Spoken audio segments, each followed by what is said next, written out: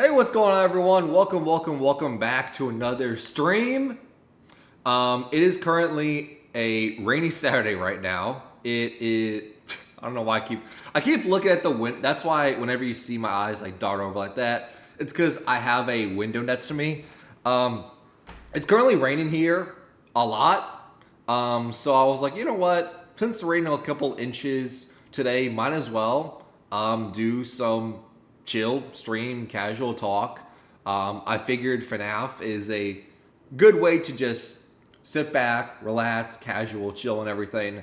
Of course, when it comes to FNAF and it comes to rain and everything, just make sure that water and moisture does not get around spring locks, otherwise you will get scooped.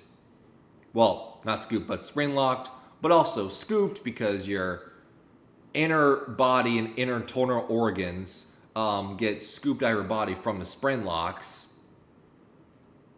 Yeah, that's kind of weird how that works, isn't it?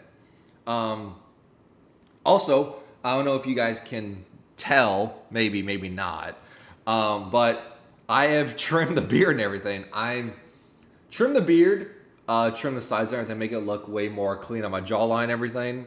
I don't know if I like it. I don't know if it's good. You guys just have to let me know and everything. Because this is all new to me, right? I have never had facial hair, never grew it out and everything.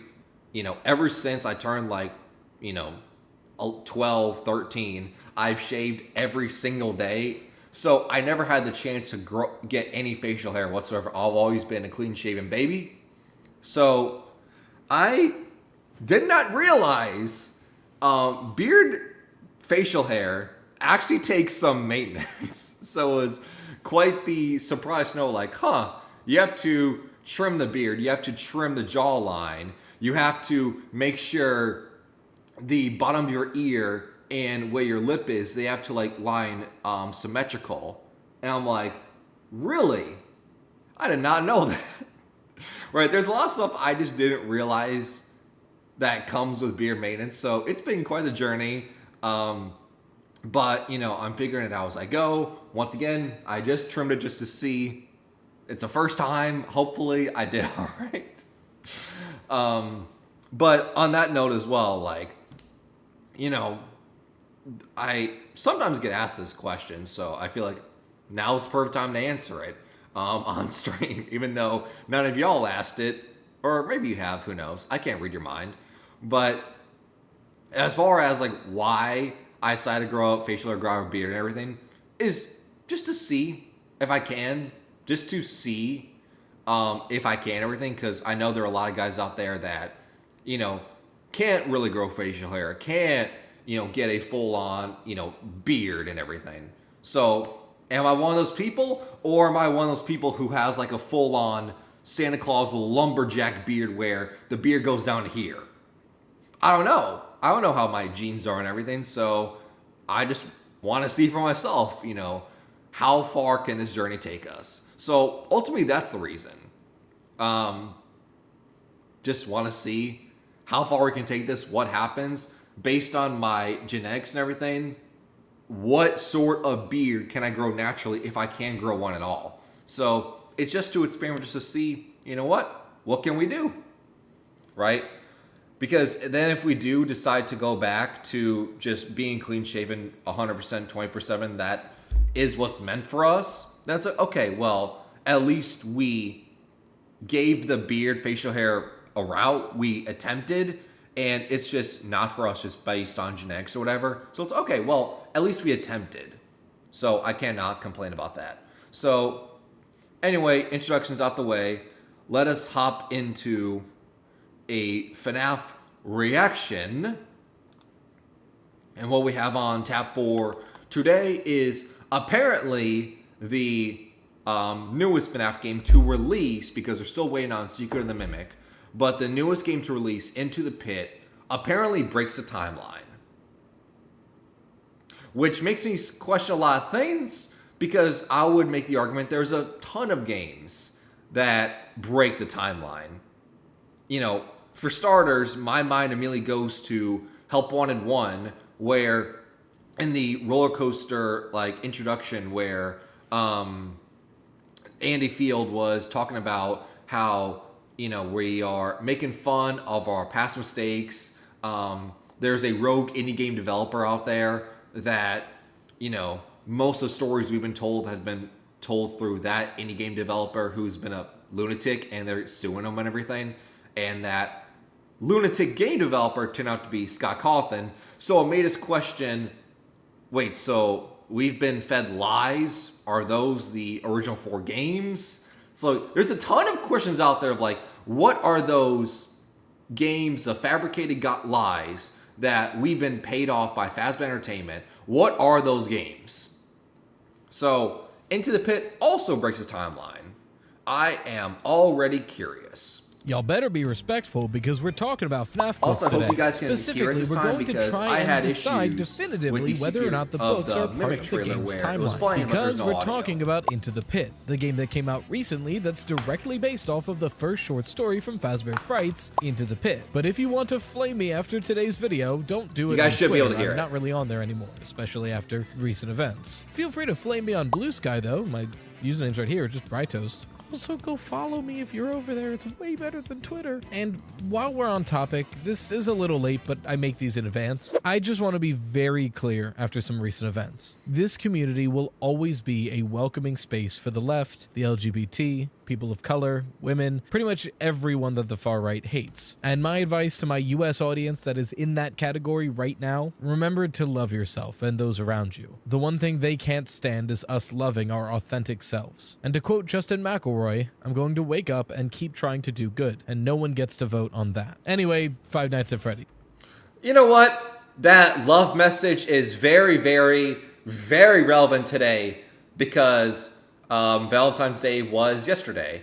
And it's a sole message of, of course, Valentine's Day is to celebrate couples and everything, but also love yourself, treat yourself, because if you're someone like me who doesn't have a significant other, is still single and everything, it can be, obviously, this is not the message at all that you, Rytos, were talking about, but, kind of leeching off that a little bit.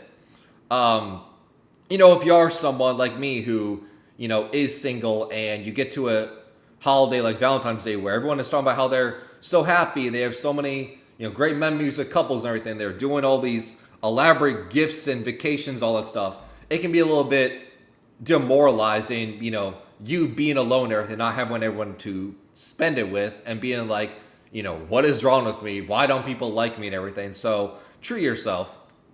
Slices, put on your aprons and let's bake ourselves a theory. So what is this whole FNAF book debate about? Well, there are currently 4 series of FNAF books out there. The Silver Eyes, Fazbear Frights, Tales from the Pizzaplex, and the new interactive novels. But if you release this many books based on your games, a question naturally presents itself. Are these books in-timeline stories that actually happen, or are they spin-off side stories that could take place in your universe but didn't actually happen? For Five Nights at Freddy's.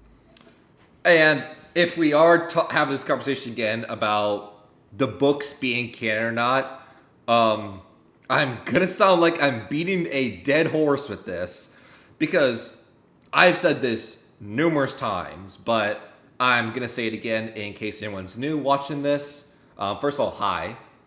And second of all, my mindset ever since the first iteration of books came out, the Silver Eyes, Twisted Ones, and The Fourth Closet, the original trilogy of books that came out in between FNAF 4 and Sister Location, those games. I've always had the mindset then, and I'll have the same mindset now, right?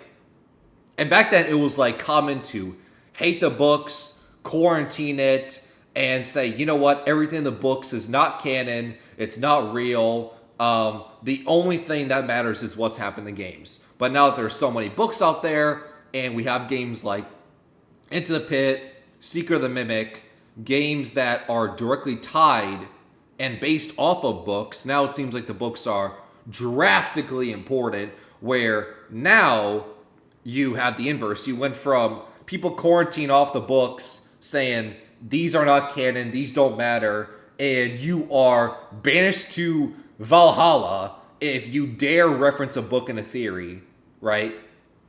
To now, when it comes to theories, you are expected to reference books. So I've always lived the mindset that the games and books can be separate in a separate continuity. They can exist in the same universe, but the events you see in the books don't have to be in the same continuity, right? It's not a one-to-one parallel from what happens in the games and the books, but the books have interesting ideas and interesting perspectives that makes you think, does that happen in the games? And if it does, okay, then that's canon. Like, for instance, in the Fourth Closet, the original trilogy of books, there is a secret hideout that William Afton hides under, like as a secret bunker, where there's a waterfall and glowing mushrooms, right? And there's also circus-themed animatronics, like I think there's a lion, a bird, and an elephant, right? Comes out of nowhere, makes absolutely no sense. But then you get to FNAF Ruin. At the end of Ruin, Cassie goes down under the Pizza Plex, under the FNAF 6 location, because we know the FNAF 6 location was built on top of the Pizza Plex. So they go underneath the FNAF 6 location, so they go down even further. And they see a waterfall, glowing mushrooms, and people have dug into the source code and hacked through the game to find a lion, a bird, and an elephant mask. Years later, referenced. To me, that's what makes it canon. It's not the books are more canon than the games, or games are more canon than the books. I think they can both coexist, and the books can present interesting ideas. And if what happens in the books happens in a game, then to me, that's what's canon. Right? Freddy's, this answer. So that's my mindset that I've always lived with, but I'm curious what you guys consider what is canon. The books, games, how do you differentiate? Because it can get confusing of what is the wavelength? What percent of timeline events knowledge do you have where it's tied to the books and the games? Because to me, it's impossible to have a world where you are 100% books, 0% games, or 100% games, 0% books. It's just not possible anymore. Like, there has to be a middle ground somewhere. Seems to change depending on what series of books we're talking about. Oh, this is like a whole cavern down here. Feels like it just keeps going. At least I'm in the shade now. And there's plenty of water. Boring, though. There's sponsors, though. Today's video is someone's holiday universe. Sorry, After all, in Rightos. these books, Henry Emily, the co-founder of Freddy's, creates a robotic replica of his daughter, Charlotte Emily, after William Afton kills her. This theoretically could happen in-game, but the issue presents itself when Henry takes his life soon after. Meanwhile, Henry Emily is alive up until FNAF 6 because he creates FNAF 6. Not to mention other inconsistencies, like the fact that in the games, William Afton dies in a springlock suit in a back room surrounded by ghosts. But in the books, that robotic Charlotte Emily triggers the springlock suit that William is wearing in front of a group of people. It's a completely different scenario. These events do not line up and are in fact contradictory enough that the books cannot take place within the game's timeline. But these stories are still useful for lore because of the universe they're set in. I will question that. The whole pulling from the FNAF 3 Springlock incident with William Afton going to the Springlock suit and then getting skewered to death because the Springlock's wet moisture. Because we know the Springlock skewer and snap shut into the person who's wearing the suit if there's water and moisture. And we know there's water and moisture because we see the rain puddles. We subtly hear rain in that cutscene, right? So we know, and also it was an abandoned room, so water and rain would seep into the building, which that's what we've always assumed. We've always interpreted that's what caused the spring locks to snap shut in FNAF 3. And we know at the end of FNAF 3, when you complete the game and everything, you get that newspaper at the end of night 5 and you brain up the image and you see that Springtrap is still alive because his common phrase of "I will always come back," and he comes back in FNAF 6. Let's see, Custom Night, William Afton, Burn Trap, I guess, in Security Breach. He always comes back. He never really is truly dead. So, very, very clearly, that's what we've interpreted and assumed, because it's never been confirmed. We've always assumed that's what happened in the games. That water moisture causes Springlock to snap shut in that FNAF 3 cutscene, and then he lives on because he always comes back. Right? That's what we've always assumed. And the book saying that Charlie Charlotte, who we know goes on to possess the puppet, and was, at least in my opinion, but it's never, there's so much confusing things about this. In my opinion, Charlotte Charlie was William Afton's first victim. Pulling up outside the locked pizzeria and killing her outside. We see that in FNAF 2, and we see that more clearly in FNAF 6. And we know FNAF 6 is all about getting the truth of the puppet and Henry. Right? So, I question, pulling that from the book, saying that, oh, Charlie Charlotte, pressed the button to skewer William Afton to death, and that's when he actually died, because, let's face it, no one really dies in this series. How many times do people get burned to death in restaurants, and how many people actually get burned? Right? I think of FNAF 3, FNAF 6, the burn trap ending in Security Breach. 3 times fire is used, and it seems like no one's ever really dead. So that's what I would do as my pushback. For example, William Afton experiments with Remnant, the material that's a combination of spirit and metal, and we learn a lot about it through his experiments. Even though these exact experiments didn't take place in the games, the fact that they take place in the same universe implies this is how Remnant works in the games. Just additional information for the lore finders. Nothing you need to understand the games, but nice touches. Moving on to the interactive novels, these books are similarly definitively one way or the other on this debate, but unlike the Silver Eyes, it's the opposite category. Now granted, only 2 books of this interactive novel series are out so far, but both of them, VIP and The Week Before, seem to definitively take place within the game's timeline. All the lore that they've presented so far is not contradictory, and in fact can bridge some gaps between Tales from the Pizzaplex and the games, but The Week Before is so straight up FNAF 1 it's not even funny, to the point where the back of the book even directly states it is a prequel to FNAF 1, and it describes many locations and animatronics one for one. And probably the most important thing for this debate, all the lore that these books have presented are not contradictory. They're instead supplementary. They give us more information on things we already knew about, and help to flesh out a more colorful picture of the lore. I'm not kidding when I say The Week Before is possibly not only the most lore-packed book in the series, but the best one. If you have not read The Week Before, I cannot recommend it enough. The ambiguity of this debate begins to appear when we move on. Chad, should that be a future stream? We go over these interactive novels, especially The Week Before, since that's a very glowing recommendation. Yeah, I think if we can figure out a way to stream it, yeah, I don't see why not. To the short stories collection. Let's put a pin in it for a future stream idea.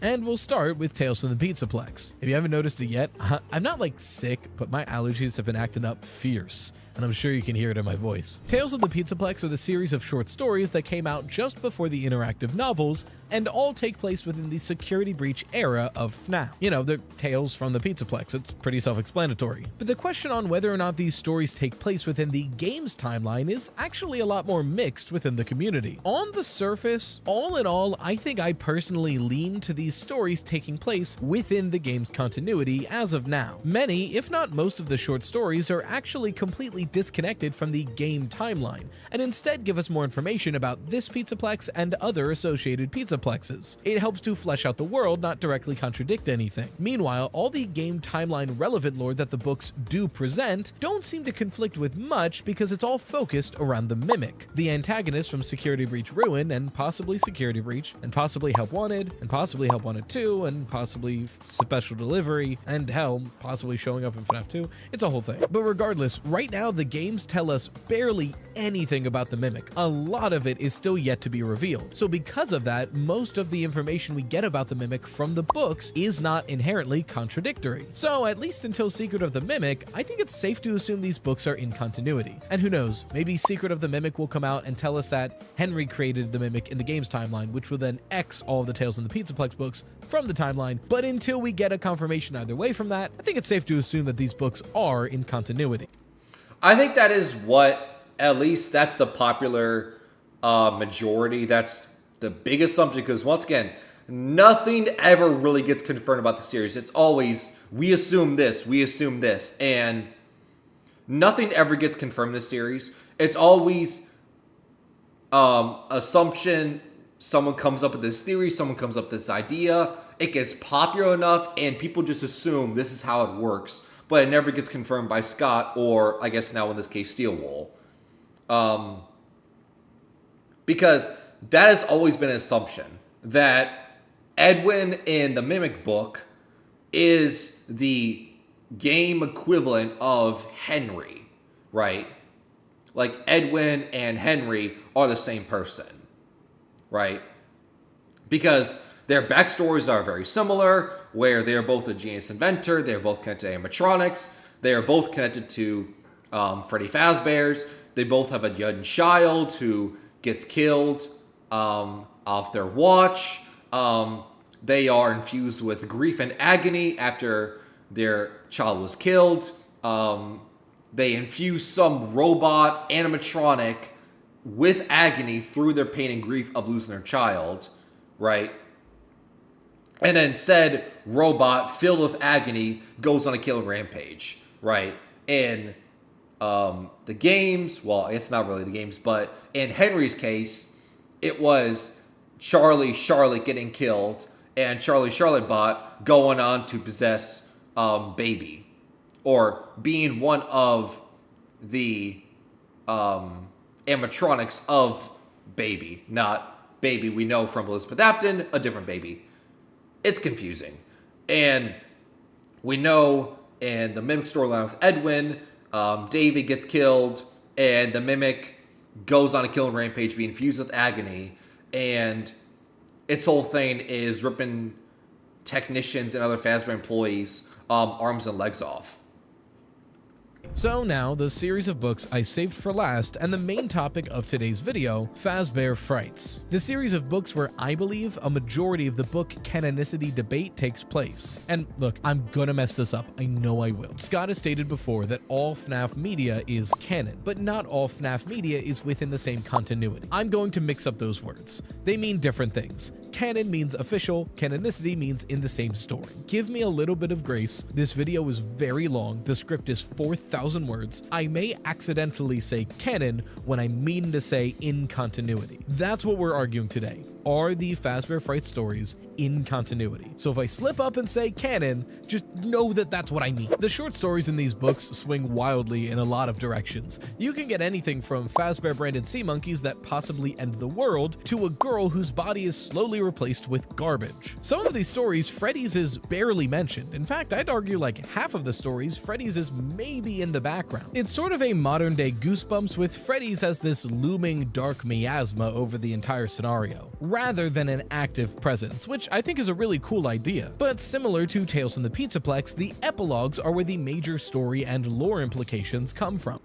And we know Freddy Fazbear's has like deep aura in these Fazbear Frights books, because time and time again, the characters are repeatedly drawn to a Freddy Fazbear location. They have no idea why. They've never been to a Freddy Fazbear location in their life. They never heard of it. But for some reason, within those pages, they are drawn to it. They think that the answers they seek in these books, in these stories, come from Fazbear. They have no idea why, but they're always drawn to those locations. It's consistent, but it's also weird. Some of which is directly seen in the games in some way. So then the question becomes, are these books within the game's timeline? And I do want to be clear here before we get into the weeds of this debate, and that's to differentiate on theories about these books. Whenever Fazbear Frights is brought up in the theory space, there's typically three ways of thinking about the books that I've seen: Frights games, Frights fiction, and Stitched Line games. Frights games is the theory that every single Fazbear Frights story and the epilogues take place within the game's timeline. I tend to disagree with this theory because, like I mentioned, again, just Sea Bonnies alone would have possibly ended the world, and that's not the only story that has world-ending implications. So I think it's safe to say that that theory is kind of bunk. There's Frights fiction, which purports that these stories exist within the game's timeline as merchandise that Fazbear themselves sells. We know that Fazbear is trying to make light of the situation and make fun of itself, so it's not impossible, but I've yet to see compelling evidence for this theory. It's kind of just a posited hypothesis. And finally, Stitch Line games. This is the theory that purports just the epilogues and its associated stories are the things that appear in the game's timeline. This wraps up fairly neatly, because the epilogue does mention several stories of Fazbear Frights. Some of the main characters of the epilogues have their start in a Fazbear Frights story, and coincidentally, all of the world-ending implication stories are not in this list. So if any of these are possible, I think Stitch Line games is the most likely. I mean, like I said earlier, not to repeat myself, repeatedly in past streams, but also I said this earlier in this stream, I've always had the mindset, game content, game universe, what happens in the games, what happens in the books, book timelines, book universes, two separate things. But ideas can get merged together, right? I've always had that mindset. But the question is Stitch Line games true? And we'll get there, but just for the record, Stitch Line comes from the word Stitch Wraith timeline, because the Stitch Wraith is basically the main character of the epilogues, so the timeline of the Stitch Wraith being in the games. Stitch Line games. Well, for much of the history of FNAF, the fandom was pretty split on this decision, because these stories have a lot of strange details that on the surface feel weird to fit into a timeline, and the whole story is kind of wild. So many fans, if not most fans, just went, well, it's in the books, so who cares? It's probably not in continuity. After all, they're never referenced in games, so why should we bother? And like, that's a little dismissive, but it's not an unfair argument. But now we have a game called Into the Pit, and it's directly based off of the first Fazbear Frights story, Into the Pit, which is one of the associated stories of the Stitch Wraith epilogues, if not one of the more important ones, because that ball pit is featured front and center, especially at the end of the epilogues. Not to mention, soon we'll have Return to the Pit, an interactive novel also based off of Into the Pit. And so far, the first two interactive novels were directly in the game's timeline. So now there's really no valid reason to outright dismiss Stitch Line games. So we'll have to use the old-fashioned way to figure out if this theory is true. Actually theorize about it. The most logical way I can think of to solve this question is to compare what the Fazbear Frights story tells us about the game's timeline and what we know about that series of events from the games directly, and see if any of their lore contradicts. It's how we know that the Silver Eyes is not in continuity, because it goes directly against what the games tell us. So we'll do the same thing for Fazbear Frights, which means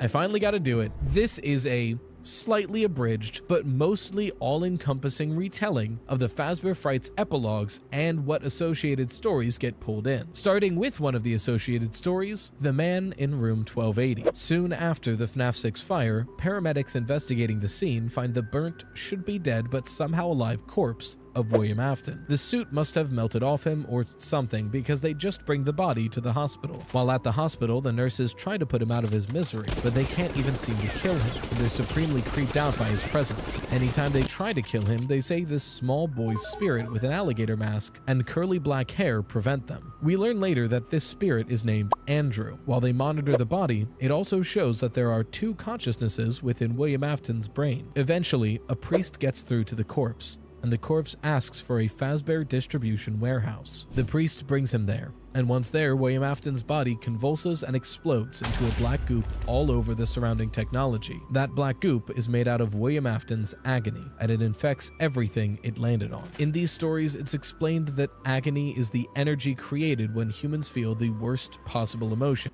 Okay, so I was waiting to pause this video just because there's a lot of things going on in my head, and I know this is a very awkward pause, but I just wanted to call attention to a lot of the stuff with the hospital stuff, him getting burned alive, Andrew, right?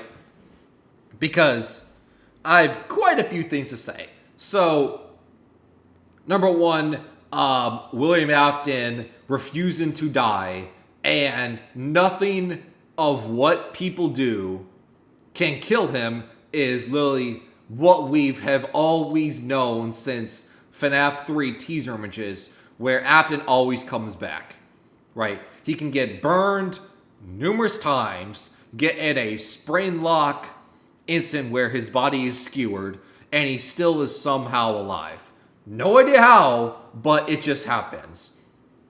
And when it comes to the whole Andrew thing, people have taken it one step further and saying Andrew is the stand-in for Cassidy, the vengeful spirit, the one you should not have killed that we learn about in Ultimate Custom Night.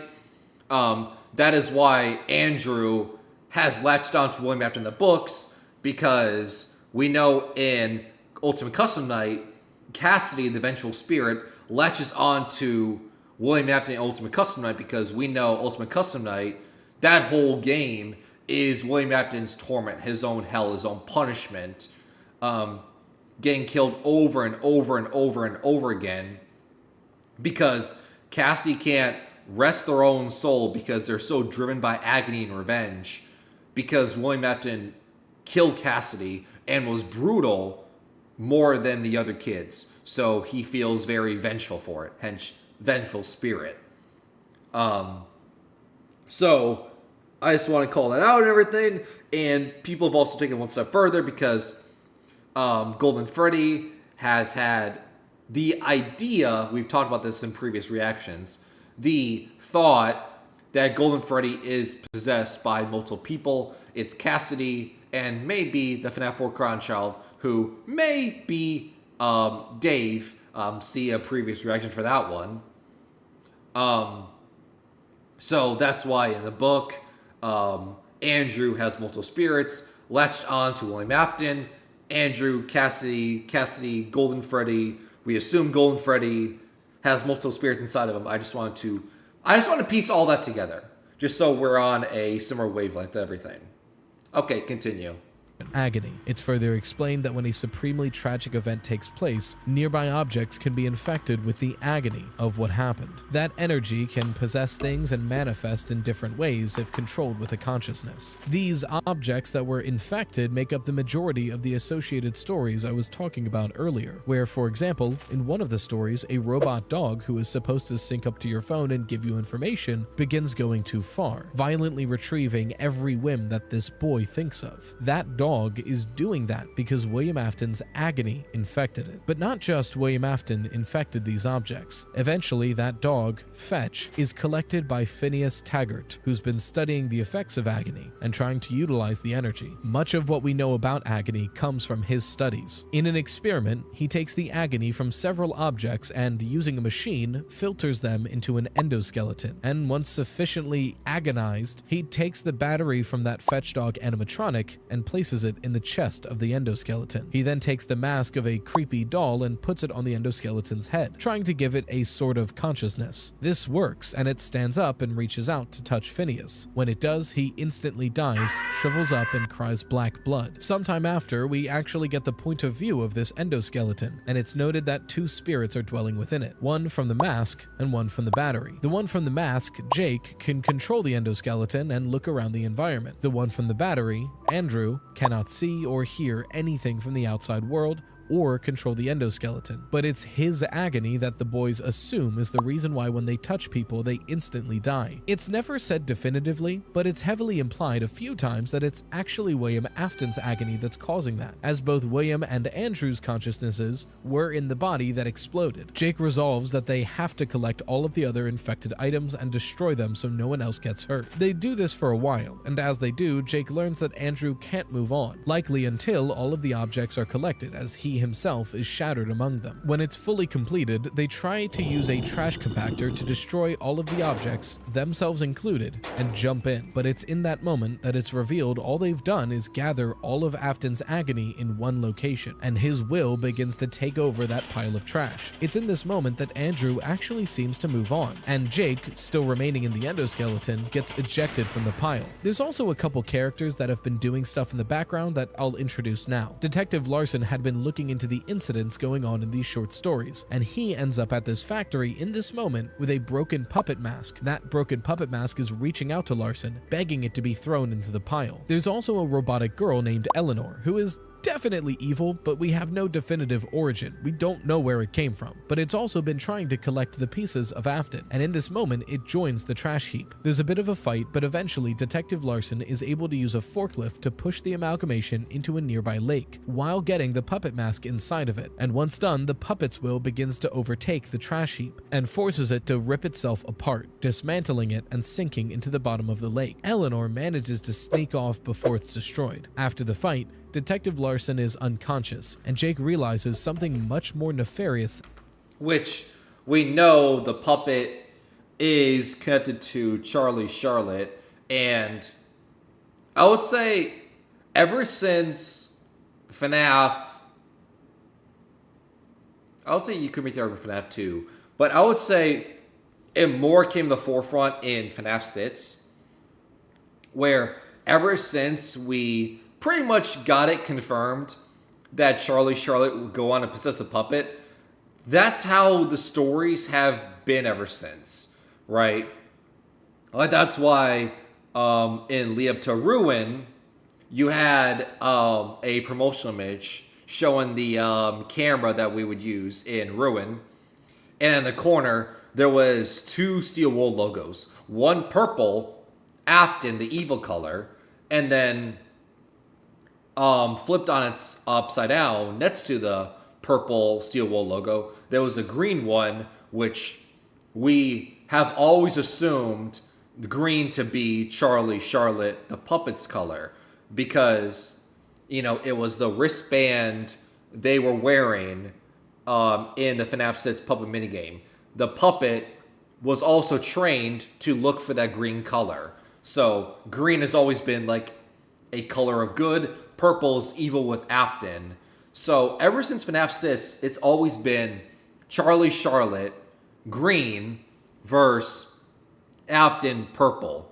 And, well, you know, Eleanor, Elizabeth Afton, baby, you know, we know ever since Sister Location that Elizabeth Afton has felt a little bit distanced from her father, William Afton, and she also wanted to do anything it took to get her dad's satisfaction and everything. So, wanting to live up to his name and everything, Eleanor, who is a stand for baby, who is connected to Elizabeth Afton, William Afton's daughter, makes sense.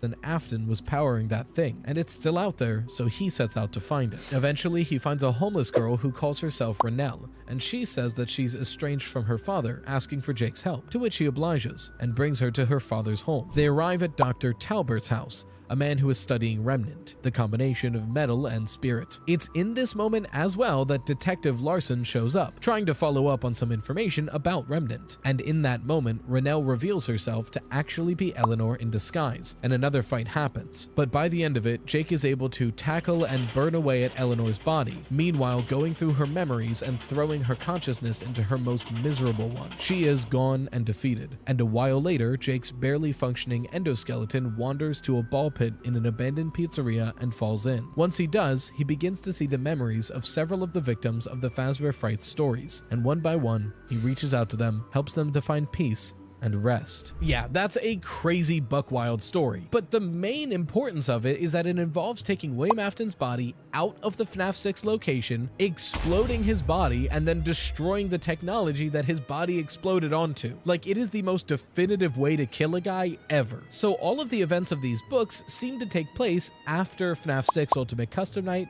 and before Help Wanted Security Breach. It even explains what Ultimate Custom Night is. After all, Andrew was in William Afton's mind, and he says he hated him so much that he wanted to keep him alive to torment him, which feels like an Ultimate Custom Night thing. And you guessed it, the strongest connection to this story being involved in the games is Into the Pit, because that ball pit that he falls into at the end is the very same ball pit from Into the Pit. So if this is what the books are presenting, what do the games tell us happened between FNAF 6 Ultimate Custom Night and Help Wanted Security Breach? And are there any major contradictions? Well, the games tell us nothing. I've complained about this before, but from the perspective of a fan who is only playing currently available games, there's literally no explanation to what happens between FNAF 6 and Security Breach.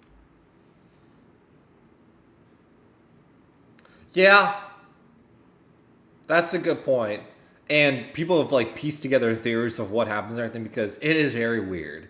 Because you go from the canon ending of FNAF 6, like the ending you're supposed to do, which is bring yourself, who we assume to be Michael Afton, William Afton in Springtrap, Baby, Elizabeth Afton, Lefty, who had the puppet, Charlie Charlotte, and Molten Freddy, who was a conglomeration of the Funtime-atronics. And we know the Funtime-atronics are connected from their soul remnant from the original Dead Kids and Missing Children incident.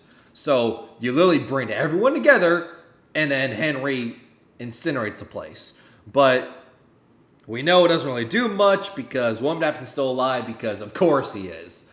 But before the credits roll and everything, after the iconic Henry speech, there's something else that happens.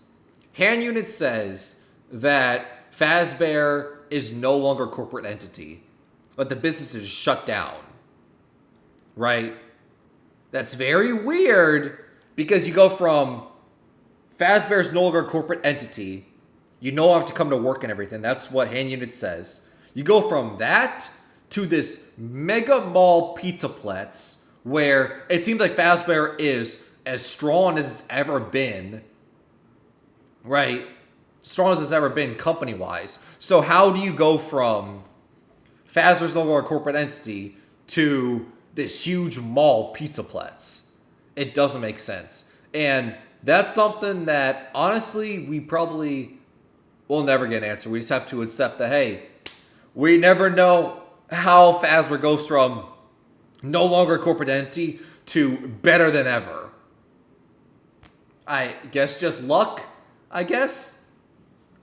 For all you know, William Afton dies and is stuck in Ultimate Custom Night, and then suddenly, at the end of Security Breach, FNAF 6 is in the basement, and it's never explained why. On the surface, this all seems perfect. Like, okay, there's no issues. This whole story can slot right into this big gap in the plotline of the games, and we can just move on. It doesn't affect anything too drastically. You can still understand the games without it, but if you really want to know the nitty-gritty of the timeline, then you'll have to read the books. Well, not quite. There is one issue I see, and that's Andrew being the one who does Ultimate Custom Night. If Stitchline Games is true, then like I mentioned, Andrew would be the one creating and manipulating Ultimate Custom Night. After all, in the story, Andrew says that he was in William Afton's body trying to keep him alive to torture him because he hated him that much. And when they scanned his mind, they literally saw two consciousnesses. Frankly, Andrew being the one behind Ultimate Custom Night doesn't make a lot of sense with the information we have from the games. First of all, who is Andrew? Literally who? We nearly definitively know 4 of the names of the missing child incident victims, especially with the week before confirming Susie and Jeremy, comparing it to the FNAF 6 graves. And the security logbook, I believe, seems to imply that 5th victim was named Cassidy. Now, to be fair, Into the Pit does give us a possible way out here if Andrew is a missing child incident victim, and that is that it doubled down on there being 6 victims in the MCI. The book initially said this, but it said half a dozen, so a lot of people were like, is this a rounding situation? Is this an estimation? But then the games show us what seemed to be 6 silhouettes, and then in the hat minigame, there are the 5 hats you collect, and then you go out of bounds to collect a secret 6th hat, a 6th victim. But if that's true, is he Golden Freddy? This matters because Ultimate Custom Night seems to imply that Golden Freddy's spirit is the one creating Ultimate Custom Night. After all, the spirit creating Ultimate Custom Night several times mentions that we're gonna be here forever, you and me, I'm keeping you here, we're never moving on, forever and ever, it's just us. That's what made Into the Pit so hard to talk about when it comes to how many kids were killed and everything. Is it 5 or 6? Right? That's what made it so hard. Because for the longest time, we have always ramped the number that it is 6 kids. It's, once again, Gabriel, Fritz, Jeremy, Susie, Freddy, Fozzie, Bonnie, Chica. Cassidy is Golden Freddy. And then Charlotte is the 6th gravestone, who is the puppet. We see that in FNAF 6. We see that in Help 1 and 2, where you light the gravestones. We also do the life gravestones in the FNAF VR Help 1 and 1 mobile port of Princess Quest. So 6 has always been the number. However, then we get to the Into the Pit book, and it is totally different.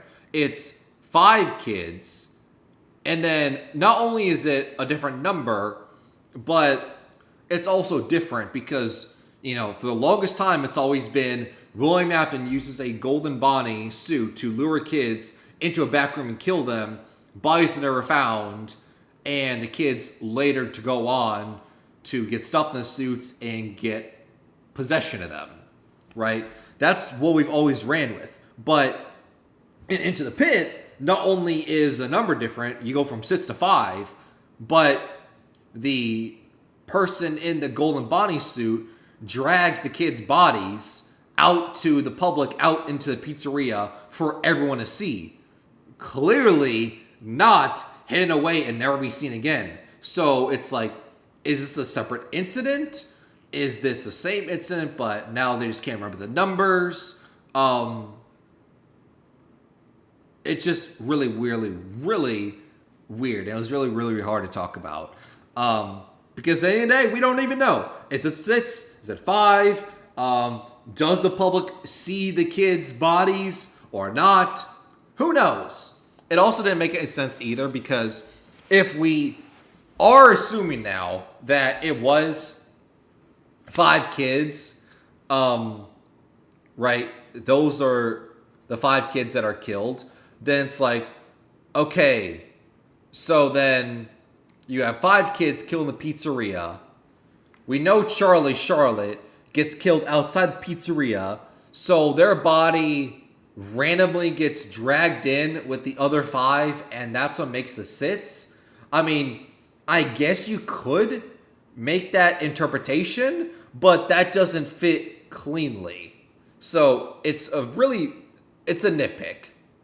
And then what is the final unlock that you can get at the very end of Ultimate Custom Night if you beat everything? It's Golden Freddy's suit twitching and fading into the distance, as if going on endlessly. To me, this seems pretty direct, and again, nothing here is confirmed, but to me it seems like this is pretty directly stating that Golden Freddy's spirit is the one keeping him here. So if that's true, would Andrew be in Golden Freddy? A lot of people, myself included, leaned on that being true. Especially in another story, The New Kid, someone looks into the old Fredbear suit and swears they see curly black hair. just like what is described Andrew as having. However, Into the Pit giveth, and Into the Pit taketh away. In Into the Pit, the game, there are several minigames that refer to other Fazbear Fright stories. 3 very important ones, to be fair. To Be Beautiful, which features Eleanor, Count the Ways, which features the first victim that Jake helps in the ball pit, and Fetch, the dog whose battery is put in the Stitch Wraith, which puts Andrew in the Stitch Wraith. So it can be assumed that much of Andrew's consciousness ended up in Fetch. Now, in case you've never read the Fazbear Fright story Fetch, you're in luck, because on Ride Doze, my 3rd channel, actually just released an audiobook reading of the whole thing. So if you don't want to read it or don't have access to it and prefer audiobooks, you can listen to the full thing right there. But briefly, for the purposes of this video, a couple of kids break into an old Freddy's and find an animatronic dog, like I mentioned. It's supposed to sync up with your phone and give you the information you want. But because this dog is possessed, basically anytime our main character wants anything and verbalizes that through somebody, Fetch menacingly and violently gets it for him. Like, a dog attacks him on the way home, and he texts his friend, "That crazy dog almost got me." And the next morning, that dog's brutalized corpse is on his porch. Fetch got it for him. So if that's the story, what's the minigame? Because Count the Ways is abstract but fairly accurate to the story, and To Be Beautiful is abstract but fairly accurate to the story, while Fetch is completely different. In the Fetch minigame, we collect 6 balloons, present it to Fetch, presumably win Fetch, and then it immediately kills us. Doesn't happen in the story at all. In fact, our main character's life isn't in danger. He's trying to prevent other people from getting hurt. So the minigame isn't super accurate, but it's important regardless, because Fetch is in it and he kills someone, which implies that Fetch is possessed in this moment. And if Fetch is possessed, it's possessed by Andrew's consciousness to an extent. And if that's true, then Andrew is in this dog. And that's important because Golden Freddy is in the same minigame, and Golden Freddy's eyes light up when you walk away. They didn't need to put Golden Freddy in this minigame. They didn't need to make a Fetch minigame, but they made a minigame, Golden Freddy and Fetch being the only 2 animatronics in here, and they're both possessed at the same time. So either Andrew's consciousness is both in Fetch and Golden Freddy, doing 2 completely separate things, which doesn't seem likely because Golden Freddy seemingly wasn't at the factory, and it definitely wasn't in the trash heap because someone would have mentioned that, or Andrew can't be in Golden Freddy, and likewise, wouldn't be the one doing Ultimate Custom Night.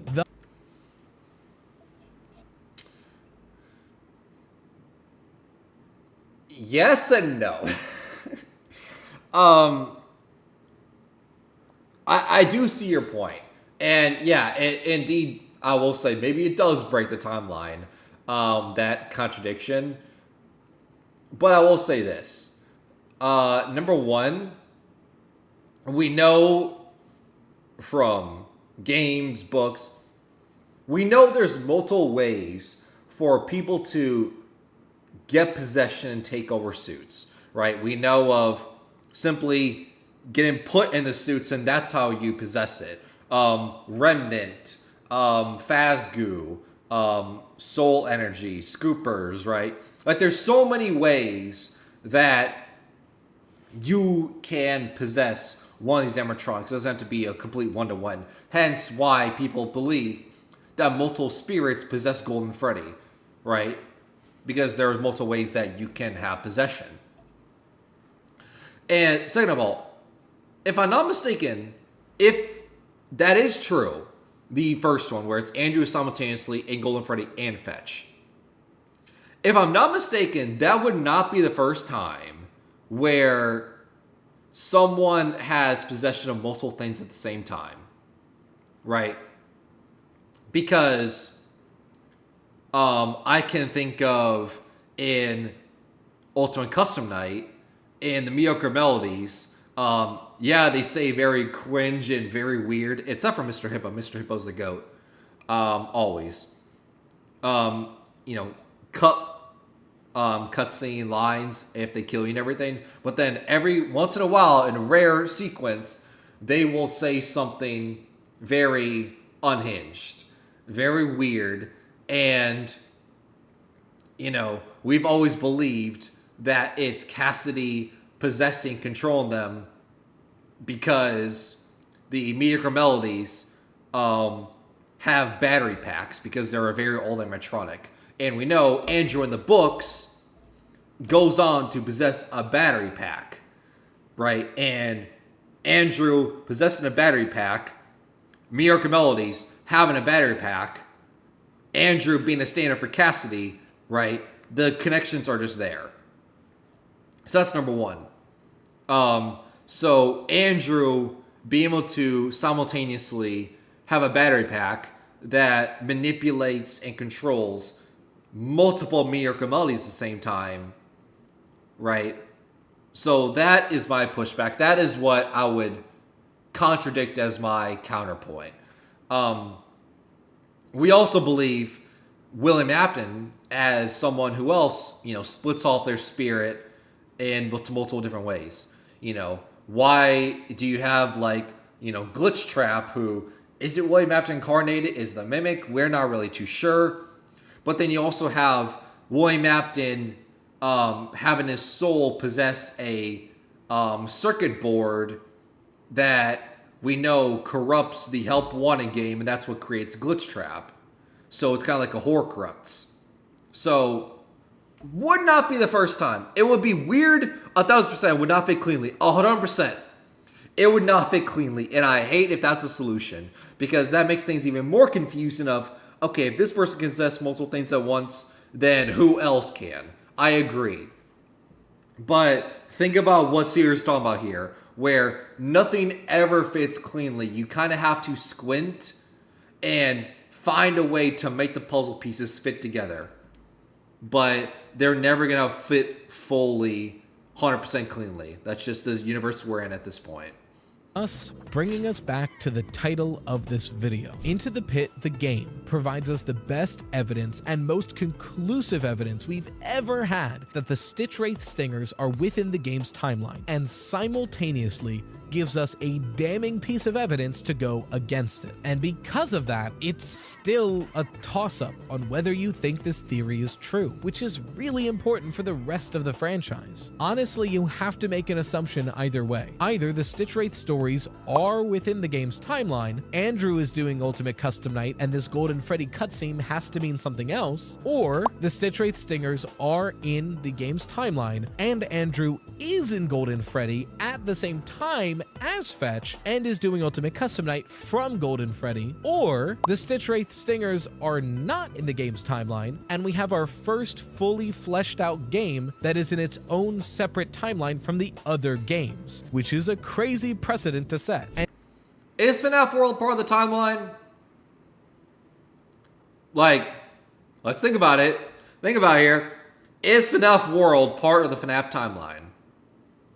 Because on one hand, you could make the argument you have, FNAF World was the first introduction of Baby, Henry, right? FNAF World gave us the ins and outs of how the FNAF 3 mini-games were created that would give us the good ending. But it seems like FNAF World is also quarantined off and not associated with the games whatsoever. Also, FNAF AR, is that also canon? Because the one and only piece of evidence that we've used for lore and timeline and theories is those emails that we got contacts for Vanessa. So, FNAF World and FNAF AR, are those games canon? So I don't know about Into the Pit being the first one. Once again, is FNAF World and FNAF AR canon?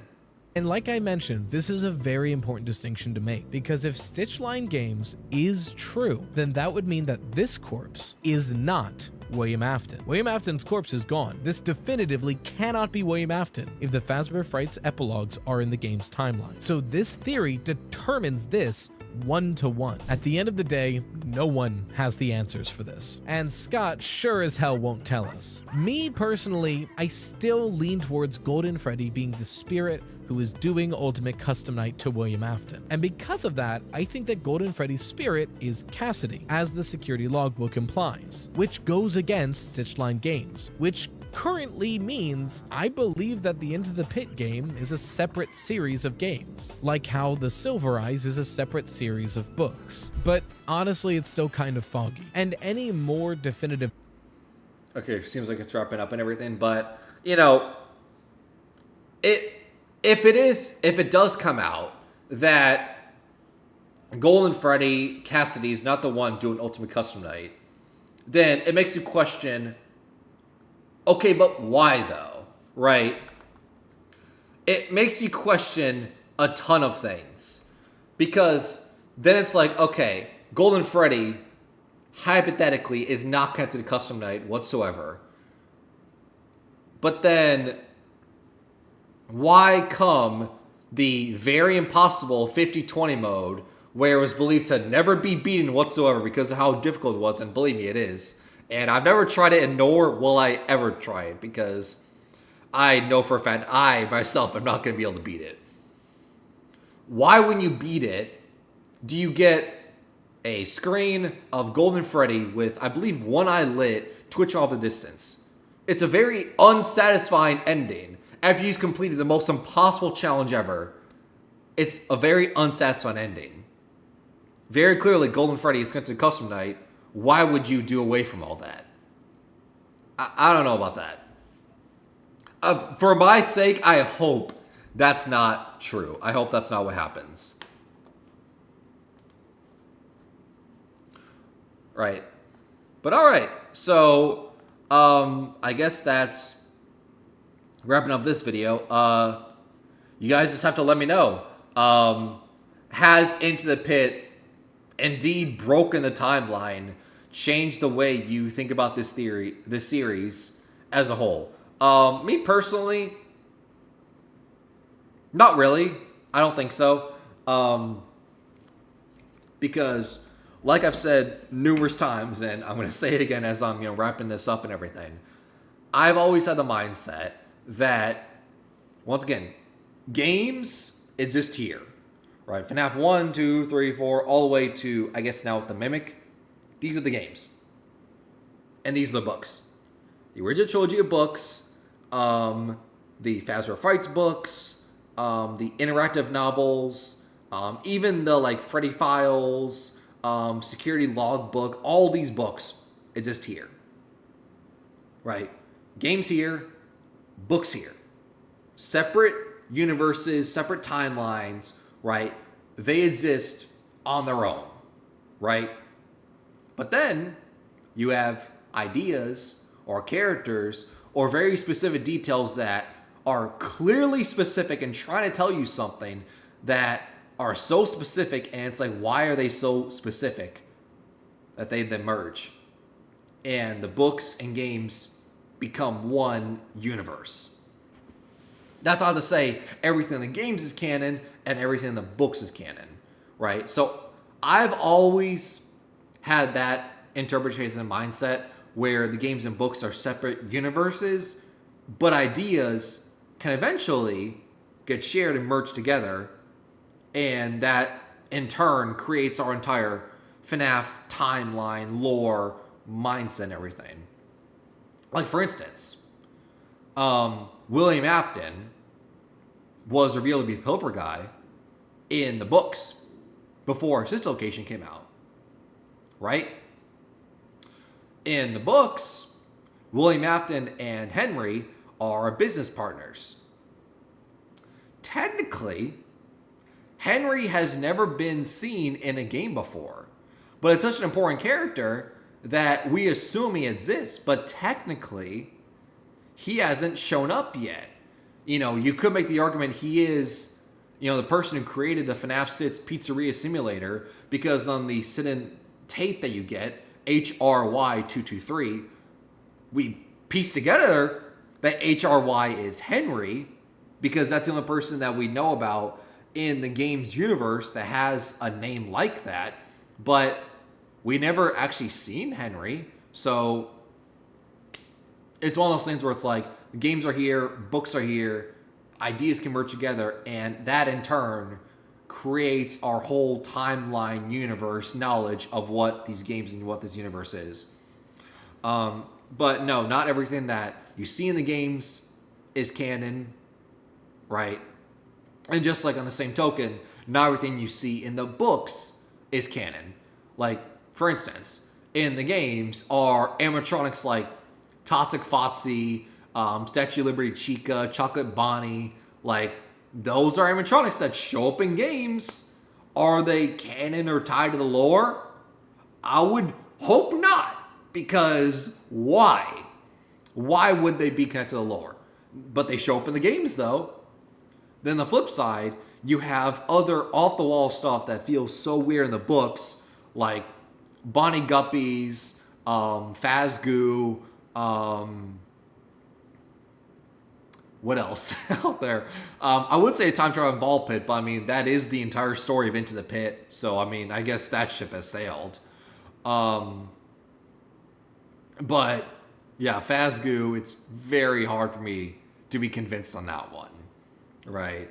I feel like you'll have to do a lot of convincing to get people to believe that Fazgoo is indeed canon to the lore.